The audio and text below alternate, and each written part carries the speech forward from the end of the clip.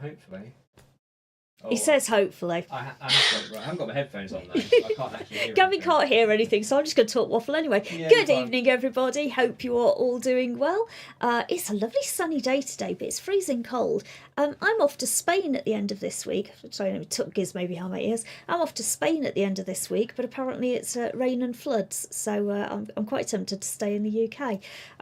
Not for pleasure, by the way, to Spain. I'm going to go and deliver at a conference there, which should be interesting. Never been abroad for before. Anyway, tonight I am delighted to welcome Helen, she's up in that corner, from Mabel Therapy, who is going to be talking to us about the link between mental health and EBSA. And I know that this is a topic that comes up quite regularly about EBSA within the group, so it'll be really interesting to hear what Helen has got to say about it. Over to you, Helen. Hello, thank you so much. So I'm hoping that my slides are going to appear on the screen. Am I going to see them coming up? Excellent. All right. So hello, pleased to meet you all. So welcome to this presentation on supporting mental health to improve emotionally based school avoidance. So I'm going to have to get used to this. Can I have the next slide, please? It feels very circa 2020 with Boris Johnson doing the old next slide, please, doesn't it? But sorry, I won't take us all back there. So hi, I'm Helen Spires. I am Head of Counselling at Mabel Therapy, and I'm also a child and adolescent psychotherapist. So Mabel Therapy, hopefully lots of you know us, but we're an online counselling service for schools and also privately. We also deliver speech and language therapy as well, so you might have heard of us that way, and I will talk a little bit more about what we do at the end. But for now, if we go to the next slide, I'll talk to you about what we're going to be learning today. So our learning outcomes, we're going to be looking at what is EBSA, so what is emotionally based school avoidance. We're going to be looking at the impact that mental health has on school attendance. I'm going to kind of lift the lid a little bit on what it is that counsellors are doing when they're supporting children with EBSA, because I know that counselling can sometimes feel like this sacred confidential space that no one's allowed to ask about. But I'm going to try and give you a bit of an insight into what is going on in those four walls. We'll look at the link between EBSA and neurodiversity. And then finally, we'll go on and I'll just touch on talking about the kind of the importance of a whole school approach. I wouldn't have the audacity to tell anybody how to run their schools. You can do that much better than me, but we'll touch on it a little bit. And then if we've got time at the end, again, I'll tell you a little bit more about Mabel and what we do, and hopefully there'll be time for some Q&As as well. So if we go to the next slide, please. What is emotionally based school avoidance? Well, put in very simple terms, it's a broad term that describes students who are struggling to attend due to emotional difficulties. So EBSA isn't truancy, it's not disliking school, and it's not a mental health diagnosis. I know some people believe it is, but it does have very strong links with many of the mental health difficulties that we are working with as a counselling service. So anxiety, phobia, PTSD would all have lots of parallels with EBSA. So on the next slide, what presentation wouldn't be complete without kicking us off with a few stats? And usually they're there to kind of depress us a little bit. But the first one is there's some slightly good news in that it is up off last year. So 20.7% of students were persistently absent in the last academic year, and that's improved by about 1.5%, but it is still about double what it was before the pandemic. We know that had a massive impact, and we're counting persistent absence as anyone who's absent more than 90% of the time. That isn't an EBSA statistic, that's absence for any reason, but we know that it plays a really big part. So EBSA, I think the official statistics say 1 to 2% of is the estimated total school population, but then there's other people that have said it's anything as much as 5%. It's a really, really hard one to gauge because there can be a lot of secrecy around the reasons for absence and things like that. So again, quite a hard statistic to gauge. And then this last one, slightly controversial amongst my mental health peers, because it is about GCSE results, so about academic attainment. So 78% of children who are rarely absent in year 10 and 11 get 5 grade A to C's. Only 36% of those who are persistently absent get the same. And we never ever want that to be the reason that children are sent for counselling. It's never going to be the thing that we work on in the counselling, but we accept as much as you do, or we want the young people to get those good grades just as much as you do, because we know that it does have a very significant impact on the chances for their lifelong well-being if they do as well as they academically can. So I make no apologies for the fact that that statistic is in there. I will also say as well, in those little brackets on the first one, we know that all of these stats are much higher for children with SEND, which I'm sure that you will all be very aware of. So if we can go to the next slide.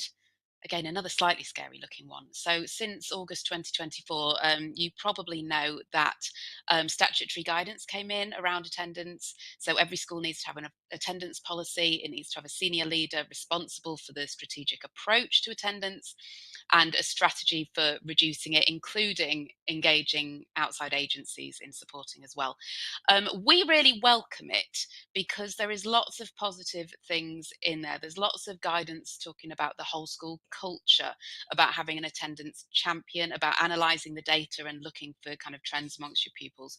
And it does also refer very specifically to pupils with SEND and those with mental health difficulties and those with physical health difficulties as well.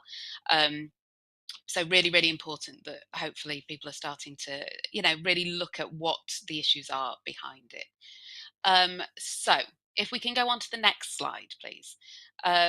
These are lots of the ways that we can refer to attendance issues, or they get referred to. You might have seen me kind of bracing ever so slightly whenever I say EBSA, because I don't know how comfortable I feel saying it myself. There's already a little bit of resistance to it, and I'm embarrassed to say we've got something called the Mabel Academy, which we're really proud of. It's CPD videos for all of the schools that are affiliated with us, and I was doing one on emotional literacy and resilience. And I, all through it, a few years ago, I referred to school refusal, and we now know that that's a dirty word, and we shouldn't be saying that. And it's because of that kind of that guilt and that blame that can very easily be associated with the language. So a lot of people are going for extended non-attendance at school now, and the more neutral that we can make it, the better, because guilt and shame are not going to be helpful in this process. And I will kind of keep referring to that throughout the presentation. But anything that we can do to just make it very neutral is really helpful.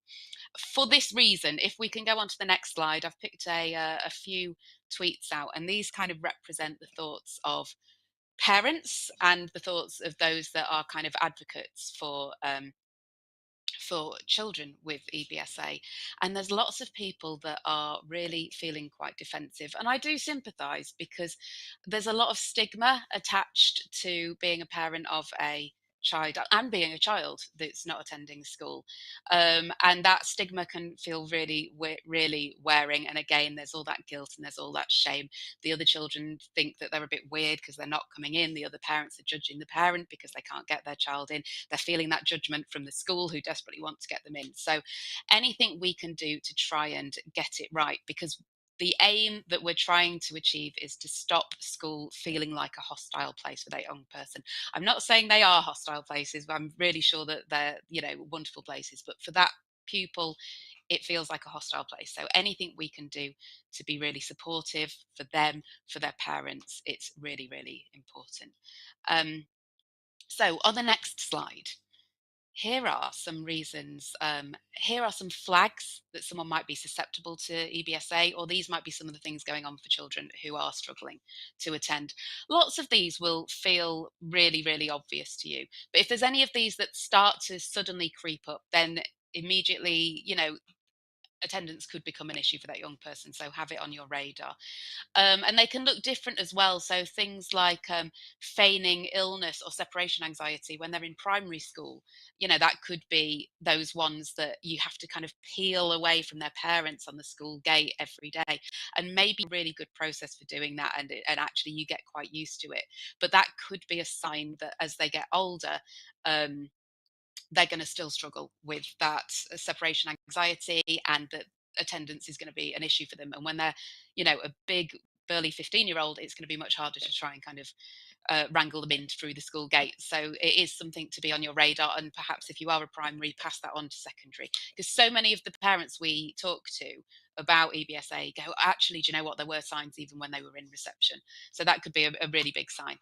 In that final column where it says environment, I would hopefully anyone that fits into any of those categories would already be on your radar, getting some support from you already, because obviously they're all quite significant things that would be impacting on someone's ability to cope and someone's resilience.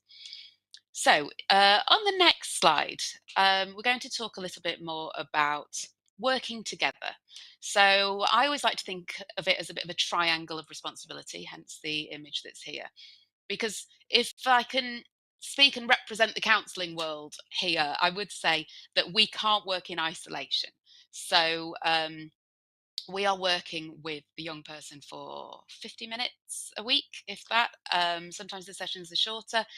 And if that child that we're working with sees school as somewhere that's unsafe and that's hostile, there's very little. We're not going to be able to talk them into the fact that school isn't a hostile place in that time. We can help, and I'll talk to you about how we can help, but the heavy lifting is going to be with you. And so it's these three kind of corners of this triangle. So the school is going to need to be really open to what adaptations they can make. So what is going to make them feel like a safer space to the pupil. We really need to try and get the family on board. And it's really, really interesting working with families, because often it can be quite telling as to the attendance issues. And it's really interesting to speak to the parents and find out what their experience of school was, what they're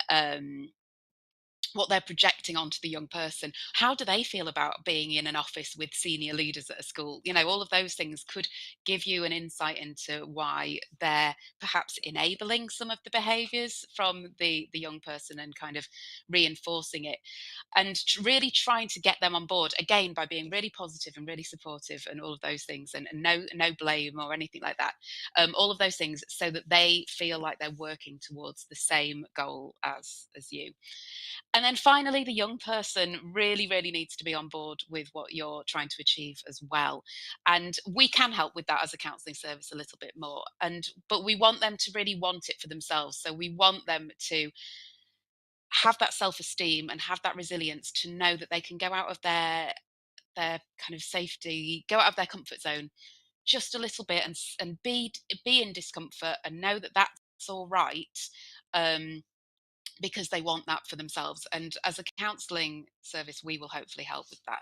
So everybody in that triangle needs to be really reflective, really drop their defences and think, what can I do? What am I doing wrong at the minute? And what can I do better to make this work better and make this young person start coming into school? But like I say, the heavy lifting is with the school, because if it does start to break down, it is going to be the person in the school that's going to have to try and pull it back together and get everybody working together. So if we do and we do occasionally have schools that will say to us, right, we're sending you this young person, they're not managing to get into school, we've booked them for a block of 10, if you can try and get them in by the start of next term, brilliant, and they just leave us to it, we're not the service for you, we're not going to be able to help with that. It does need to, we're a very small part of a much bigger puzzle. So if we go on to the next slide, I will talk to you a little bit more about what is going on in that counselling room and what's going on in those sessions, and what the work that we're doing to try and help children with attendance. So I'm going to talk to you a little bit about the theory that's underpinning our counselling approach. I'll talk to you a little bit about that theory and how it applies to EBSA, and so what might be influencing what's happening with the young person. And I'll talk to you a little bit about what we're doing in the sessions about it. And hopefully this will give you a little bit more of an insight into the young person's perspective. It will help you know what you can realistically expect from putting a child forward for counselling, so you can decide if it's the right approach. And also, if you know the kind of approach we've got, hopefully you can be reinforcing that outside in the wider school community as well. The reason that I have a beautiful, relaxing picture of some boats for this image is because it's important that we consider the starting point of each individual student before we start working with them. And I feel like why do I keep talking about COVID? But if we go back to COVID, do you remember in the early days, everyone said, "Oh, it's a great leveler, isn't it? It's we're all in the same boat together finally." And then other very kind of wise people came out and said, we're not all in the same boat. Some of us are in a luxury yacht. Some of us are in a dinghy with holes in it. And that all depends on what's taken you up to that point in your life so far. So those people with financial security, that have a strong family unit, that have good friends, perhaps they're very academic and they have the feeling of being very successful, or perhaps it's sports. They're able-bodied, maybe that, they're neurotypical. All of these things that have made the world quite an easy place for them to navigate means they're in the luxury yacht.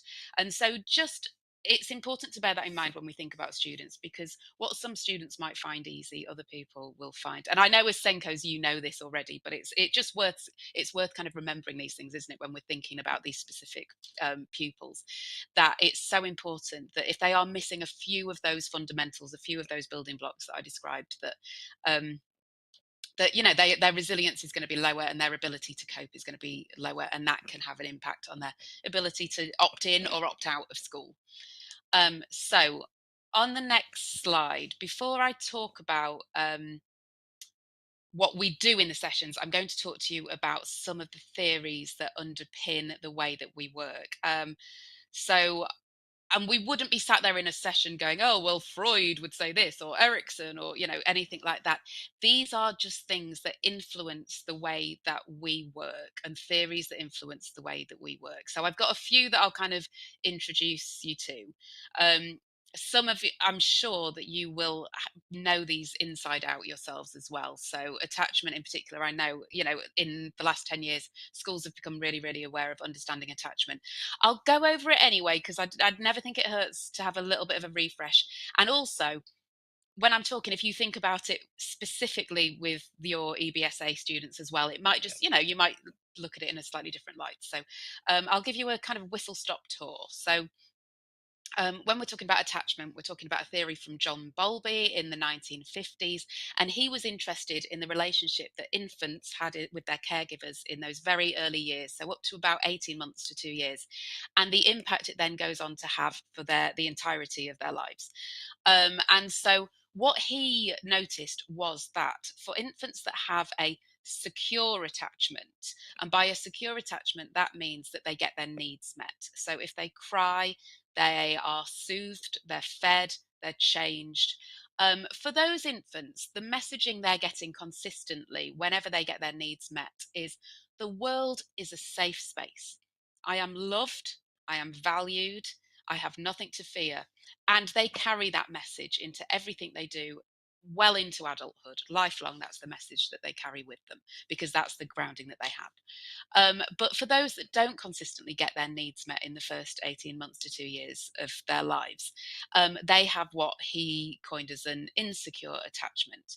And those are the ones that didn't get soothed or changed or fed if they were crying out. And the messaging they got is the world is an unsafe space where my needs will not be met and I am not valued. Which, devastating, terrible messages for us to kind of have programmed into us. He broke those insecure attachments into 3 different types. And this is where we start to think about students that we know. So the first one is the anxious attachment. And there's lots of words in this that I really dislike. So needy, attention seeking, all of these kind of quite dismissive phrases. But these young people believe that if we cannot see them, we will forget they exist. And so they need to be seen by us at all times as a matter of survival. So if they are being disruptive, it's because they need to know that you can still see them. So I'm sure you're imagining lots of young people already with that. The next style is avoidant, which is kind of the polar opposite. But what they've done is they've said, right, the world cannot be relied on. I can only rely on myself. And so as soon as they're old enough, they become as self-sufficient as possible. So very outwardly independent. These are the ones that won't ask for your help if they're stuck on a question, or if they, fall over in the playground or whatever it is. And they might kind of struggle to make friendships or to form bonds. And they might be those ones that you think, oh, I really haven't cracked it with you, have I? I really haven't got that, I don't know how to get to you. And then the final one is the disorganized attachment, which is kind of it's a more extreme version, and it can be a mixture of the other two. So it can be they're very, very needy and they pull you in and then they push you away.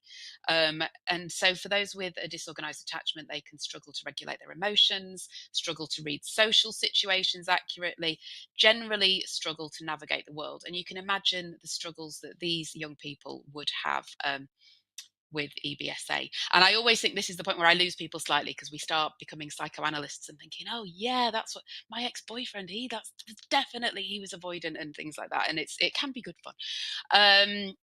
So that was a whistle stop tour of attachment. If we go on to the next slide, this will be another one. Again, it's a real buzzword in schools, so I'm sure that you're very knowledgeable about it already, but it doesn't hurt to hear it again, does it? So adverse childhood experiences, or ACEs, that was research in the 90s, and it was American medical doctors, Robert Andrew and Vincent Felitti, and they'd begun to notice a connection between the physical health of their patients and the kind of childhood that they'd had. So they devised a questionnaire with 10 questions on things like: did your parents divorce when you were a child? Did you ever witness domestic abuse? Was there drug or alcohol abuse when you were growing up? Did anyone in the house have mental illness?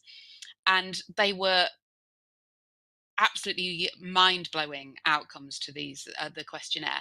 So what they found was, if people answered 3 or more out of 10 ACEs, they were twice as likely to have heart disease, and it was a bigger indicator of heart disease than if you have high blood pressure or if you smoke, which is crazy. If there was a score of 4 or more, then that patient was 3 times as likely to suffer from depression into adulthood. And for those who scored 6 ACEs or more out of 10, they had an average life expectancy which was 20 years lower. So really, really kind of profound impact of, those early childhood experiences. And it's really crucial that we know this information. As counsellors, we know whether this applies to the young people we're working with, because it has a significant impact on the brain development, just as trauma can. And again, trauma, I'm sure, is something that you're very knowledgeable about. And if we go on to the next slide, it could be something like ACEs. So it could be ongoing trauma, like witnessing domestic abuse during your childhood, or, there being mental illness in your household growing up. It could also be a one-off trauma, something like a particularly difficult bereavement, or being in an accident or witnessing an accident. And it has a very literal impact on brain development. And this is at a time, we know, when the brain is developing at its most rapid. And what happens is, the brain, when we're in a state of trauma, the brain goes into survival mode. And so it shuts down everything that it doesn't consider necessary. And that's the prefrontal cortex, which is known as the personality center of the brain. So if we are either in that prolonged state of trauma because it's ongoing, or if we have a one-off trauma like an accident, but we don't process it correctly, so we've got PTSD, we're having nightmares about it, things like that, we stay in this prolonged state where the prefrontal cortex is cut off. And then this will hinder things like resilience, emotional regulation, problem solving, communication, language skills, social skills. Young people that have been through any of these things will, for obvious reasons, be more susceptible to emotionally based school avoidance, because they're severely hindered when it comes to navigating the complexities of schools. If you imagine all of the problem solving, all of the socialization, all of the communication that is required just to navigate friendships at school, before we even talk about the pressures of, the academic demands that are put onto us, you can see why some people would want to opt out. Now, it's important that I just re-emphasize, we are not sitting there doing the ACEs questionnaires with them. We're not kind of talking to them about attachment styles. But what we're doing is we're showing a lot of curiosity. So we might say things like, oh, tell me what it was like for you when you were really, really young. What's your earliest happy memory? Have you got any sad memories that you can remember from being young? How about mum and dad? Do they get on with each other? Tell me a bit more about that. And we're building that relationship, but we're also exploring and being very curious and trying to gauge whether there might be attachment difficulties there, whether there might be ACEs there. And it's important because it will impact on the way that we work with them. Because if we believe that there are significant ACEs there, for example, we may be going back to basics and kind of just working on things like having empathy or having, problem solving skills or communication skills. And this is where a lot of the work overlaps with my colleagues in the speech and language department, and we consider ourselves one team for that reason, because there is so much overlap, and we do present a lot together on this subject because there is so much overlap if there is kind of early trauma for the young people in how it can impact on their social and communication skills and all of those things. And the benefit of counselling for these young people, there's many benefits, but I think what's very important is, at the very least, if we do our job well, that the counselling space is a safe space where they can perhaps turn their brain off from survival mode, maybe for the first time ever. And then we can perhaps look at helping them to develop some of those skills and just learn how to turn that, that kind of survival mode off a little bit more and help them start to trust people more. So what does an actual counselling session, what would we be working on? So if we go on to the next slide, here's a few of the things that we would be looking at. So the first one refers to building the relationship. And this might seem really, really obvious, excuse me. And certainly when I started my counselling training, I was probably a little bit dismissive of it. But I would say of the 3-year training that I did, it probably was at least half of my training was learning how to completely turn off any prejudices, any preconceived ideas, how to be completely non-judgmental, how to give full empathy without any kind of agenda of my own or thinking I know what's best or any of those things, and giving them complete positive regard. And it is really, really important. And it's a skill, and it's a skill that you learn and you get trained in. um, as teachers, or as school staff, it's difficult because you are in a dual role where sometimes you are going to have to be judgmental and sometimes you are going to have to seem like you're criticizing them, but at the same time you've got a lot of time with these young people. So any time spent building the relationship with young people so that they think that you think they're brilliant is never time misspent. And again, I know that you know these things, but it's always important to hear it again, isn't it? Just so we can put it back at the front of our priorities, that if you are spending time building a relationship with a young person, then you are absolutely doing your job in that moment and doing a brilliant job. So in those early sessions, we're getting to know them, we're finding out about their interests, about those strengths, and again, like I was saying before, about kind of tell me a little bit more about what it's been like growing up. We're making the sessions a safe space. We're coming across as their biggest cheerleaders. We're being very enthusiastic. We're being completely engaged in everything they tell us. And how often do any of us have that? And one of the reasons we do that, we're building trust, but also what we're doing is we're building that relationship so that then when we go to move on to other things, we can gently challenge them, and they know it's coming from a place of love. So if they then say, all my teachers are stupid, or I hate school, or all my friends hate me, we can then gently challenge that and say, I don't know if that's quite true. And they will be open to hearing what we've got to say because we spent that time building the relationship. Now, for some young people, building the relationship will be the entirety of the counselling. So you might put a young person forward for 10 sessions of counselling, and if you could overhear what we were doing in there, you would think they're just chatting. What is going on?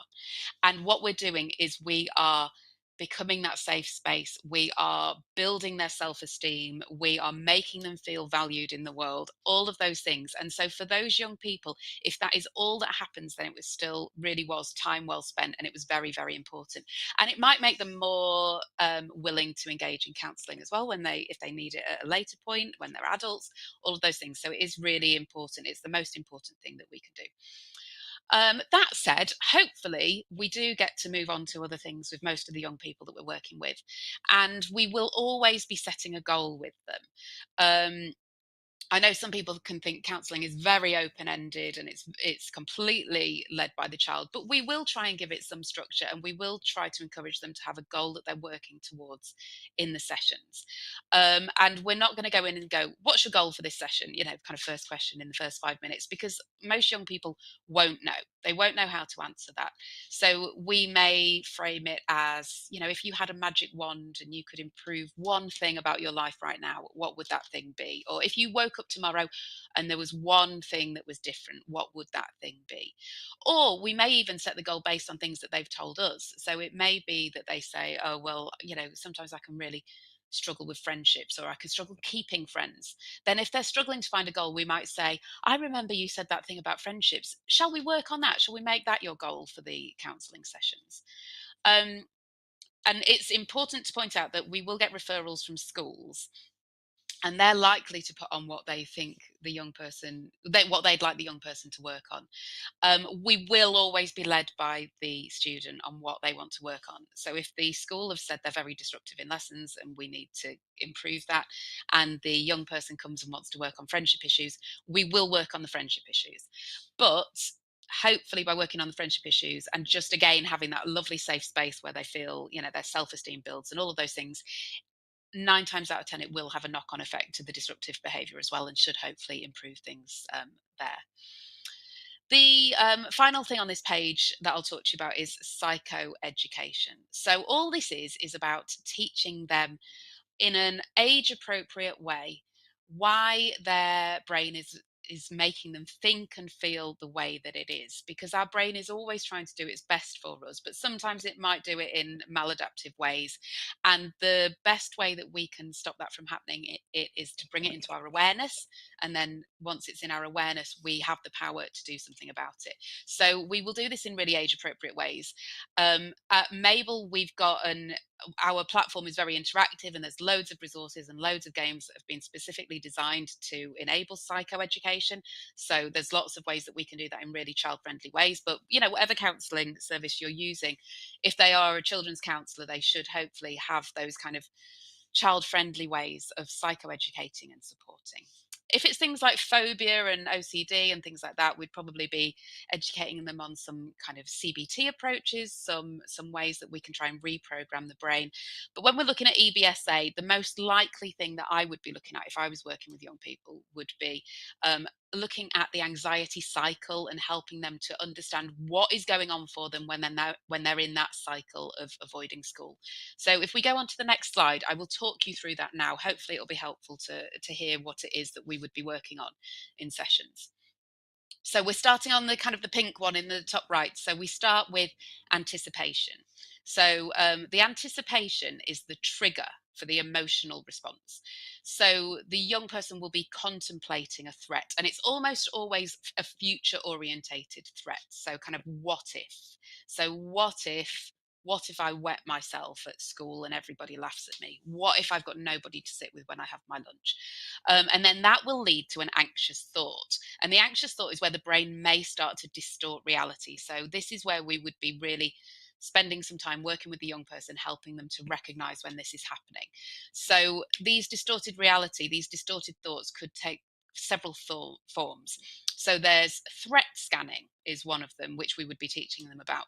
And this is where your mind searches the environment for the thing that you fear, and you only search for that. So if you're worried that you're going to get an answer wrong at the front of class, you remember the one time that happened and you hyper fixate on it, and you amplify it, and you forget all of the times that you got answers right, and you focus on that.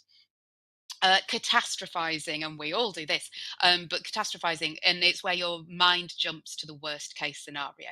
So if I do get an answer wrong in class, the teacher might move me down a set, and if I move down a set I might not pass my exams, and if I don't pass my exams I might not get into college, and then I won't get a job, and then I won't have any money, and then I'm going to be homeless and my life's going to end. So I want to avoid that happening, so it's much safer to avoid that situation altogether.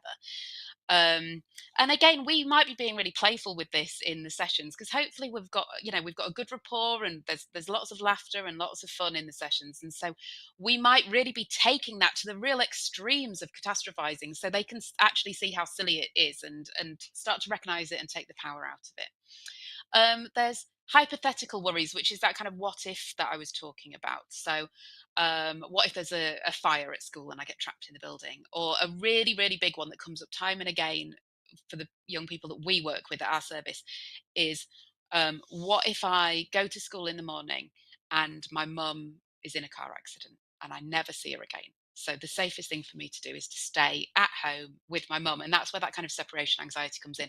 But that is a really big hypothetical worry that can get distorted and can lead to these anxious thoughts.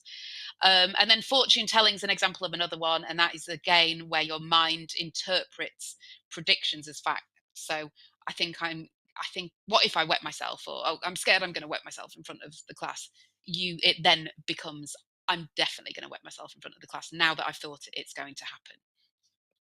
So when we have these anxious thoughts, it then leads to physical feelings, and we will all know these physical feelings. I was having a few of these physical feelings in that kind of countdown to you all joining the webinar, and me having to speak to you all, which is that kind of shaking, you're going red, your heart's racing, enhanced sensory processing, so noises start to seem louder, we start to feel really jumpy, chest pain, stomach ache, headache, difficulty sleeping, all of those things. And we know the best way to reduce those symptoms quickly is to take away the threat. That's just common sense. That's our brain doing its job. And the easiest way to do that when it's an anxiety about going to school is to avoid going to school. So if we can avoid the threatening situation altogether, maybe we've told mum that we're feeling sick and she goes, okay, you can have today off. We get a burst of endorphins. It feels great. Our well done brain, you have averted disaster. We're not in danger anymore. And so you get that rush of endorphins, and you get a short-term decrease in the feelings of anxiety, which comes as a huge relief. But the problem is that it's very short-lived, and it leads to an increase in fear about the situation the next time it comes up. So the next morning when you're going to school, it just feels that slight bit stronger.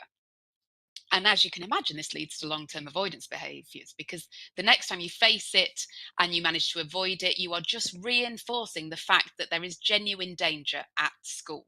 And the problem when we successfully avoid is that we never get to test it. So if we don't go to school and realize that the fear was unfounded, it will just be more and more psychologically reinforced. And it becomes this it becomes this vicious cycle, where we become to get the message that it is effective to avoid, and then they become a long-term school avoider.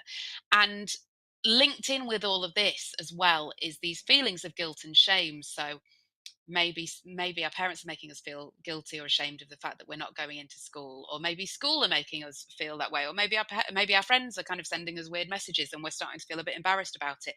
And all of these things will lower our self-esteem, lower our resilience, and make us more inclined to avoid.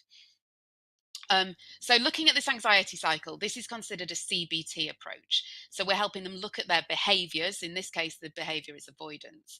And hopefully when they recognize it, they can go some way to challenge it. And like I said, we would be, having lots of fun with this, doing activities, if appropriate, having lots of fun with it. But certainly we would be challenging them on things. We would be questioning their thoughts and trying to pick them apart and doing lots of activities, returning to it week after week and going, right, what negative thoughts did you have this week? Oh, okay. And were you able to challenge it? Did you manage to overcome it? And we would be doing lots of work around that. Lots of work building up their self-esteem every time they did manage to challenge it, or even the fact that they've recognized it. We will, really celebrate that and say how proud we are of them for doing that. So on the next slide, another thing that we need to consider with EBSA is these perpetuating factors. So these are the things that make it make sense to stay away. So you have that so young people, if they haven't been into school for a while, they have that fear that their friends have moved on. So fear of isolation. Have they fallen behind with the learning? That's a really valid one. And so that's another reason for them to avoid. At home, I can do what I enjoy. Maybe I'm allowed to play on the Xbox all day. I can feel safe with my family. So all of these are perpetuating factors that will just keep giving more reasons for that anxiety cycle to strengthen. And on the next slide, you'll see we might refer to this as kind of the push and pull. Oh, there's a little icon. We had little men pulling on those, but it hasn't worked on this. But it's the kind of the push and pull. It often gets referred to. What is pushing them away from school, and what is pulling them towards home? Now, as counsellors, we would be really looking at this and really trying to get them to understand what is it that is pushing them away from school, what's pulling them towards home, and we would be encouraging them to self-advocate. So if they're having regular meetings with the school, explaining to them what it is that's pushing them away and pulling them home and things like that. For some young people, they might not feel brave enough to have those conversations, in which case, as counsellors, we would then advocate, and we would be really keen to communicate those things with you so that you can hopefully be open to things that you could work on within the school to try and take that, kind of improve things for them. On the next slide is some other kind of approaches that I might be using with young people if I was working on EBSA. So on the left-hand side, we've got kind of a scaling activity. So out of 10, how anxious do you feel about? And again, this is very solution focused. And if we don't have a lot of time, this can be really helpful because it's very proactive. So out of 10, how anxious do you feel about walking into school, going into assembly, about sitting at the front of lessons? And we then use their answers to kind of just explore more about how much we can push them out of their discomfort. So, okay, so walking into school is a 7. That's interesting. Okay, so that's brilliant already because it's not an 8 or a 9 or a 10. What stops it from being an 8, a 9 or a 10? Okay, is there a little thing that we could do to make it a 6? Oh, what could turn it into a 5? And these are all things that that school staff could be doing with the young person as well, to be a little bit more curious and to give the young person some power to feel like, okay, maybe there are little things I can be doing. On the right hand side is kind of a similar activity, but we would maybe order the things that they're worried about and rank them. What is the thing that you are most worried about when you think about going to school? Okay, dining hall, that's right at the top. And we put them in order. Putting on our uniform at home, actually, I'm not particularly worried about that. And that again could inform their feelings, just an empowerment of them feeling like they can control some things, or perhaps they're a bit braver than they thought. And we can perhaps work on those things at the bottom, and they could start getting into the process of doing those because they don't feel too bad. Perhaps the thing that's right at the top of that list, we never have to do. If it's the difference between getting them in or not, and it means that they don't have to go into the dining hall, or if someone can give them a lift to school, then, all of those things could be helpful and could be an adaptation that the school could make. With solution focus, we would be just really building on positives and strengths. So things like, okay, so you worry that you don't cope very well when the teacher asks you a question in class. Can you tell me about a time when you did cope well when you were put under pressure? And just really building that self-esteem and reminding them that they can do it. On the next slide, I've kind of talked about CBT and I've talked about solution focused the most, but there are lots of different approaches that therapists could be using depending on the young person. At Mabel, all of our counsellors are integrative, and so they would incorporate several of these if they felt that it was the best approach to take. The reason I've kind of put these on the end isn't to be dismissive, but actually some of these, so things like progressive muscle relaxation, meditation, doing breath work, a lot of those are to cope with the difficulties they're having.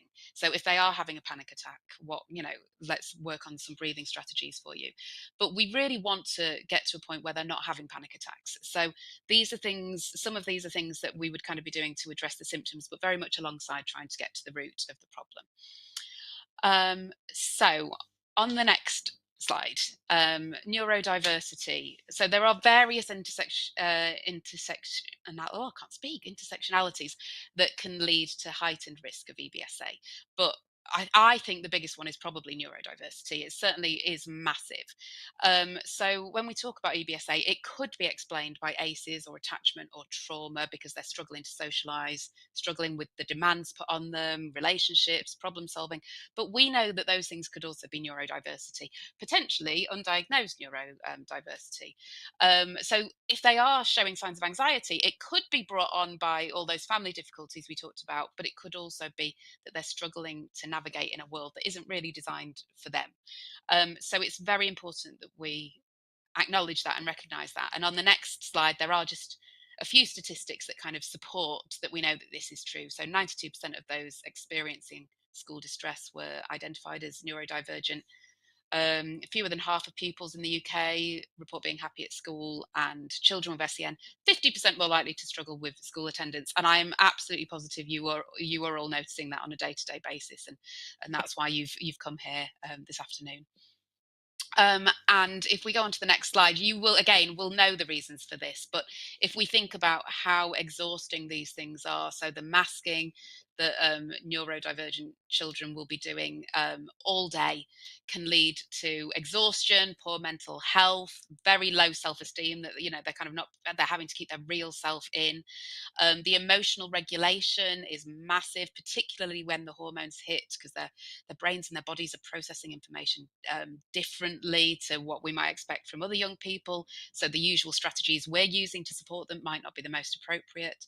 Again, the sensory overload that they're getting from school, it can be triggering meltdowns or shutdowns, and can often be misconstrued as disruptive behavior. So then that relationship starts to break down. And again, this is one that the speech and language team we talk about all day long together. Communication difficulties, which so if they're having all of these things going on, if they are having difficulty attending, the communication difficulties to express what's going on for them and what's happening for them can make it really difficult. And it is really important when you're thinking about supporting a neurodivergent child with EBSA, because sometimes the kind of the trauma and the difficulty of that back and forth of trying to get them into school and it's not working, and etc etc, we've seen a lot of our young people that then actually do just need a bit of a reset after that. They If we immediately, the day, the first day that they don't get in, we start talking to them about, well, when can you come in, can you come in for half a day, all of that can feel very overwhelming. So as difficult as it might seem, actually sometimes they do just need a period of just being safe and at home before they're ready to face it and give it another go. On the next slide, just a quick nod to the importance of transitions and the impact that they can have on EBSA. At our service, by far the most significant um, upturn in referrals for EBSA is year 7. And so that's probably, one of the biggest transitions that young people go through. That kind of, there's so much to navigate, isn't there, when you get to high school, going from that kind of much smaller safe space, and having the same teacher all day and things like that, suddenly going into year 7, which can feel a lot more difficult. And I know from my own kids' schools that there is so much more in place nowadays, and schools are doing such an incredible job to try and kind of almost minimize that difficulty, all those changes, and having them in the same classroom for the whole day when they first start year 7, or perhaps having the same teacher all day, things like that, to just try and minimize that is really, really helpful. And it can be really big things like that, but it can be small things like, if you're in primary school, we've gone from doing maths. I'm sat in the same place, I've got the same teacher, but we were doing maths and I'm brilliant at maths, and now we're doing English and I'm terrible at English. And that transition can be enough to really kind of trigger difficulty, and make school just feel scary and hostile, and like they want to escape. So on the next slide, there's just a nod here again. These are things that you will be very familiar with, and I'm sure that you can add lots more things to that list as well. But anything that we can do to support, and also involving the young person, saying to them, what can we do to make this easier for you, and trying to come up with things together.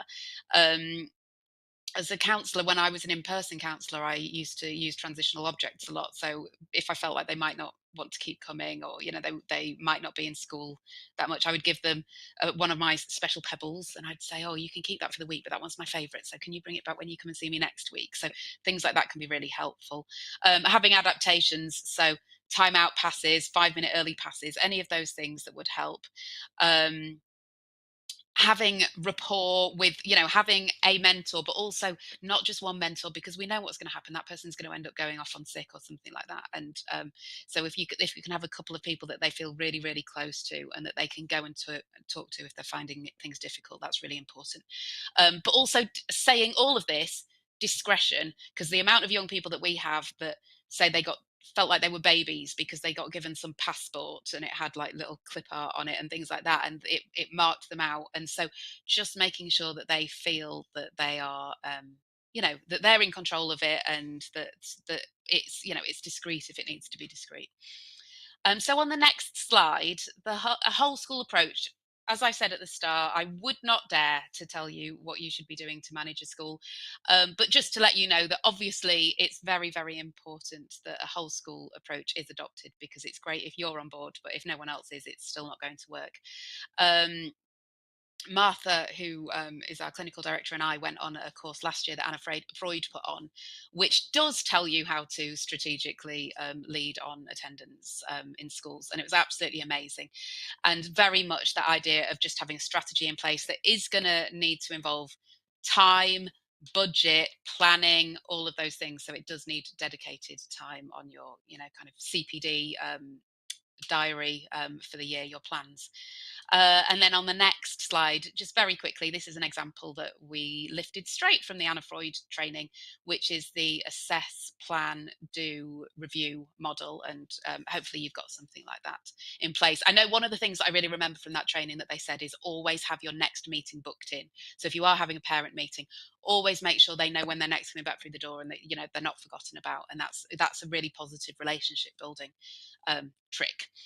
But just to re-emphasize before I move on that it's just so important that everybody is on board with this therapeutic relational approach where nobody is feeling shamed, nobody is feeling guilty about not being able to come in, and just praising the things that they are doing and the things that they're getting right, and showing that we believe in them is so important, and we believe that they can start to achieve at this will only be a force for good.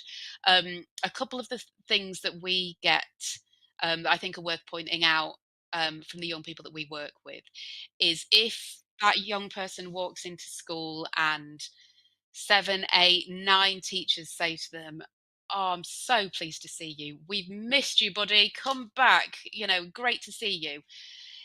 And then one teacher or one member of staff says, "Oh, decided to join us, have you? Well, you've missed too much of the learning now. I can't catch you up. You're just going to have to do something else." Or it just takes one person to do that. And that will be that threat scanning that I talked about. And that will be the thing they remember and the reason that they won't come in tomorrow. So it's an impossible task, but absolutely everybody at the school needs to be on board and needs to believe this. They need to believe that it's not the young person's fault, that it's this idea of can't, not won't. The young person can't get in, and so we want to help make it so that they can get in. And you are going to need to change some mindsets on that, but it is so important. And the other top tip I would give that we hear as well is please don't move the goalposts. So if a young person agrees to come in until break time, and then they're having the best time and they're joining in with the lessons and they're having a great time with their friends and they go out and they play football and things like that, we're not going to then say to them, "You're doing so well. Do you know what? Shall I ring mum and tell her to come and get you at lunchtime instead?" Because you've totally broken the trust in an instant. And then again, they won't come in tomorrow. So just, hopefully they will guide you in a few of the simple mistakes that we're seeing that that second one is very well meaning, but it won't help at all. I'm sorry, I've talked for so long. If we just go on to the next slide, I'll try and tell you very quickly a bit more about Mabel and what it is that we do. I knew that I was going to waffle on. Apologies for that. So on the next slide, Mabel, we're a therapy company, a children's therapy company. So we offer counselling sessions, and we also offer speech and language therapy. They're all one-to-one with specialist therapists. We work with schools, and we also work privately. And we've got our own online platform. You can see that would usually be kind of moving, and you would see those children laughing and having a great time as they're kind of playing with the interactive activities there. But it's our own especially designed therapy platform. We've got over 100 therapists, which means that young people can be matched by specialism, so they're getting the exact right person for them, but also matched by perhaps they would really like a male counsellor, and there isn't one locally available to you. But with Mabel, people could choose to have male, they could have female, they could have older, they could have younger.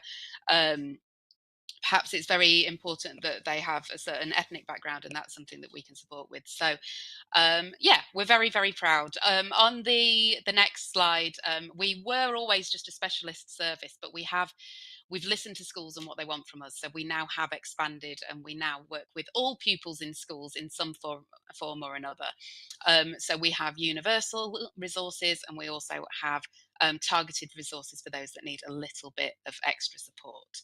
And on the next slide, I'll talk you a little bit through how we do that. So from the counselling perspective, we have something called the Wellbeing and Resilience Screener. It's aimed for children kind of year 5, 6 and above. So ideally high school age, but it can be done in upper key stage 2 as well. It's not a mental health assessment. It won't tell you if they've got anxiety or OCD or anything like that, but it will flag pupils that perhaps weren't on your radar, that maybe are struggling with friendships, or maybe they have very low self-esteem, and perhaps we can get them a little bit of support before they reach a point where they are avoiding school. And we can do that. So if they flag as green, brilliant on the screener, but we've still got support for that. So we've got lesson plans, we've got slides, we've got all sorts to help teachers, really great for PSHE lessons that support with promoting well-being and resilience. For those that flag as amber, so certainly you're not going to have the budget for them to have counselling, but you flag them as needing a little bit of extra support. We've got video courses that they can do themselves. You can sit them with a laptop, they can do it themselves, and again, it's designed to promote their well-being and resilience, and it's kind of a 7-week program. And then we've also got the red. So if they're flagged as red, then they would be candidates for our one-to-one therapy. So yeah, hopefully everyone feels very supported. The speech and language also have a screener as well. That's aimed at the early years. It kind of works in a similar but different way, but it's designed to support the entire school. On the next slide, we've also got the we can move on from this one. Actually, I think I've already talked about those things, all the interventions we do. We've got the Mabel Academy as well, which I talked a little bit about, which is our CPD resource. So presented by the clinicians at Mabel. I'm on a few of them, I'm sorry to say, but yeah, they are kind of hour-long courses that your staff can do on SCN, on speech and language, on mental health, and any member of staff that, if they're in a Mabel school, they can access that. So final slide, please. So that is me. That's so if you do have any questions, or you want to get in touch and ask anything that I've talked about, as you can see, I will happily talk about EBSA all day. So please drop me a line, and then there's contact details there as well for Martha and Emily as well, who are the other kind of oversee the service as well. So thank you very much. We've got a few minutes for some questions. Sorry, I did run over quite considerably there. Okay, we've got a couple of questions. Don't worry, we've got a couple of questions for you. We know you have to dash off tonight, so we'll be really quick at bringing them up. So yes, go for it, Gavin. I've got to find the button now that I said that. There we go. So when pupils are not coming into school and they're missing their direct counselling sessions, which feels like a waste of budget, do you have any advice or thoughts what we can do about that? Well... Well, yes, I've got a brilliant answer. From here comes the sales pitch. But no, for Mabel, that's one of the things this is why we get so many referrals for EBSA, because we are able to work with the young people at home as well as them having the sessions in school. And sometimes we will do kind of almost an exposure therapy approach, where if they are really struggling to get into school, we may do sessions at home to start with, and then they may just come into the building for their Mabel session and then go home again. And so that's an approach that we use, and then hopefully by the end of it they might be kind of coming in and spending some of the day there. And that's certainly something that you could do if you've got counselling already at your school. Perhaps they could come in just for their counselling, but I do appreciate that your counsellors can't go to their house and do that, but that's how we solve that problem. Thank you very much. Angie, next question. I have a year 8 student with an anxious mum who doesn't want them to know about their autism diagnosis. A lack of understanding is a factor in their EBSA. Any suggestions on supporting the family? We're going to start by looking at the work process and features. That's really, really So it's an innovative reading and writing software. We've got Cricksoft playing at the same time. I don't know what it does with that button. So, did you get that question? I can't Helen? hear it. It's all sounding. Yeah, I did. Like, it's all sounding okay to me. I didn't. There weren't any interruptions from my my perspective.